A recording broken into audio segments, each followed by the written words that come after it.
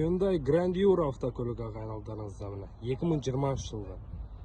Дубайдағы бағасы небәрі 5 миллион теңге болып тұр ағайын. Қараңыздар. Кореяда жоқ баға, Қазақстанда жоқ баға міне. Grandeur 2020 жылғы. 21 деп есептесек те болады. Салонда 21-де сатылған. 360 камера, повторительный поворот, барлығы бар, готовый вариант. Қараңыздар. Hyundai Grandeur. Мына жапетінде көрсетіп кетейін. Кімге қызықса мейлі хабарласа берсеңіздер болады. Мына повторительный поворот, датчик слепой зоны барлығы бар. Салонға келсек, салонның осындай мына. Пробеги 131 мың жүрілген, мультируль, климат контроль, круиз контроль барлығы бар. Салон арт жағы осындай ағайын. Готовый вариант.